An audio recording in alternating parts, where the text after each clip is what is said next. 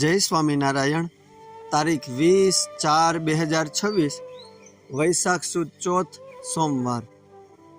શ્રીજી મહારાજ ગઢડેથી સંત હરિભક્ત સહિત અમદાવાદ સમયો કરવા માટે ચાલ્યા।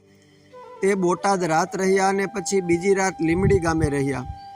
ત્યાંથી શિયાળ ગામ પધાર્યા અને ત્યાં ભક્ત માધવજીભાઈ વણિક તે સામા આવ્યા ને વાજતે ગાજતે બહુ જ હેતે પોતાના ઘેર પધરાવ્યા। પછી ઢોલિયા ઉપર ગાદલું પાથરી તે ઉપર મહારાજને પધરાવ્યા। પછી હાથ જોડી બહુ વિનંતી કરીને કહેવા લાગ્યા કે મહારાજ રસોઈ કરવાની આજ્ઞા આપો। પછી મહારાજ કહે બહુ સારું। એમ કહીને સાધુ બ્રહ્મચારીને આજ્ઞા કરી કે શેઠ રસોઈ કરવાનું કહે છે તે કરો। ત્યારે તે ભક્ત કહે કે મારી પ્રાર્થના એમ છે કે સંઘ સર્વેની પણ હા પાડો। ત્યારે મહારાજ કહે બધા સંઘની હા ન કહેવાય, એ તો સૌના ભાતા જમશે। શેઠ કહે કે મહારાજ તમારા પ્રતાપે મારે વ્યવહારે બહુ ઠીક છે, માટે કોઈ રીતે સીધા સામાનની ખોટ નથી, માટે હા કહો। તો પણ મહારાજે હા ન કહી। પછી સાધુ બ્રહ્મચારીને સીધું બમણું આપીને રસોઈ કરાવીને મહારાજનો થાળ તૈયાર થયો। પછી મહારાજ થાળ જીમા અને જળપાન કરીને મુખવાસ જીમા।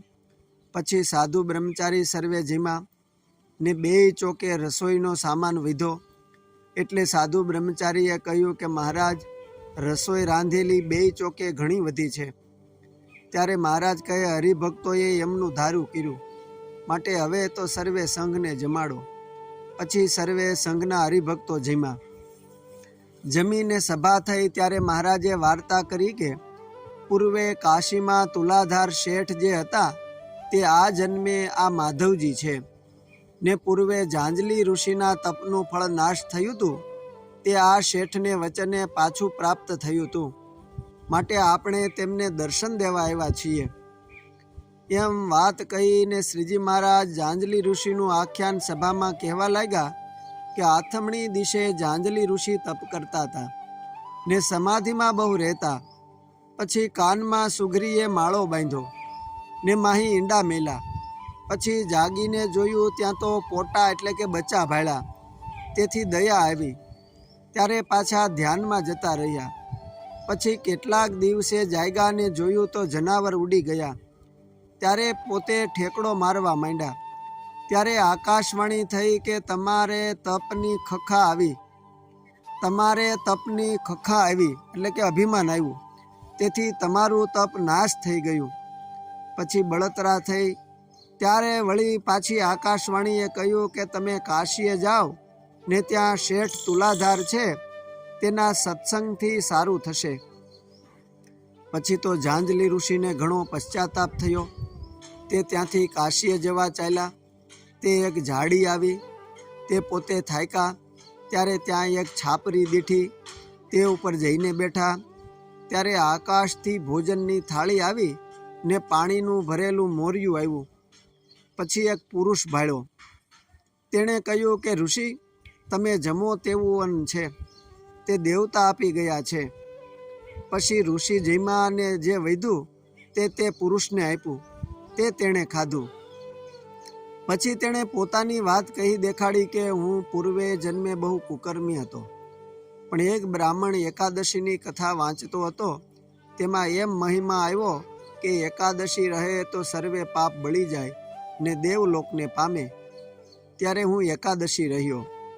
પછી 12ને દિવસે બ્રાહ્મણને સીધું આપ્યું। તે પ્રમાણે લાલજીને થાળ કરીને ધર્યો, પણ પાપીનું ધન તે ઠાકોરજી ન જીમા ને નિત્ય જમતા પણ તે દી અવળું મુખ કરીને બેઠા। ત્યારે બ્રાહ્મણે બહુ વિનંતી કરી। ત્યારે મૂર્તિએ કહ્યું કે અધમનું અન્ન રાંધી ધરે છે તે શી રીતે જમીએ? પછી બ્રાહ્મણ અતિ દિલગીર થયો। પછી ભગવાન જીમા અને તે પુણ્ય મુનિ આવ્યું છે। પછી હું તે દેહ મેલીને જમપુરીમાં ગયો ને ધર્મરાજા આગળ મુને ઊભો રાખ્યો। ત્યારે ધર્મરાજા કહે આ તો મહાપાપી છે, તેને તો ભૂતનો દેહ આવશે, પણ એકાદશી રહ્યો છે ને ભગવાન તેનું અન્ન જીમા છે, તે પુણ્ય કરીને દેવતા તેને એક વખત જમવાનું આપી જશે। એમ ભૂતે જાંજલી ઋષિને કહ્યું ને કહે કે એક રાજા તમને સંભાળ્યા કરે છે, તેને તમે મોક્ષનો રસ્તો બતાવો. ત્યારે ઋષિ કહે, હું ચાલીને થાક્યો છું, તે મારાથી ચલાય નહીં. ત્યારે ભૂત કહે, હું તેડીને પહોંચાડું. ત્યારે હા કહી. ત્યારે ભૂતે તેડીને પહોંચાડ્યા. પછી ઋષિએ એ રાજાને મોક્ષનો માર્ગ બતાવ્યો. તેથી બહુ સુખી થયો.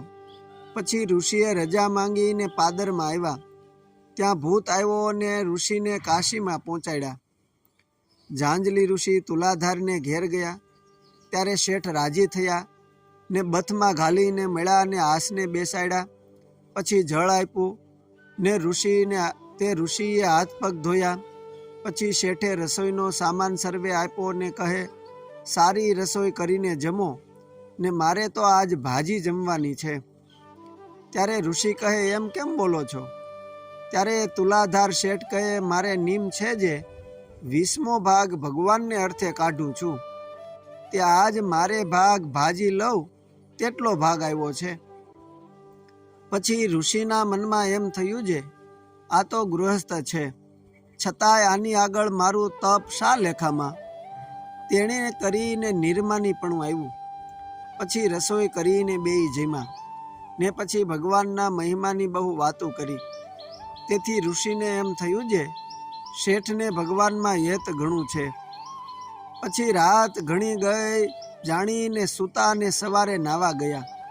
ત્યાં ગંગામાં નાતા નાતા આકાશવાણીએ કહ્યું કે ઋષિ, તમારા તપનું ફળ આવ્યું. આ વાત ગામ શિયાળમાં શ્રીજી મહારાજે કરી ને સર્વને કહે કે આ માધવજી શેઠ તુલાધાર કાશીવાળા છે એમ જાણજો. પછી મહારાજ પોઢા અને સવારે ચાલ્યા તે અમદાવાદ પધાર્યા. ત્યાંથી ભવ્ય સમયો કરીને વિચરણ કરતા કરતા ને દર્શન દેતા દેતા ગઢડા પરત આવ્યા. અસ્તુ જય સ્વામિનારાયણ. સદગુરુ ગોપાળાનંદ મુનિ સંકલિત મહારાજની લીલા પ્રસંગ 104 માંથી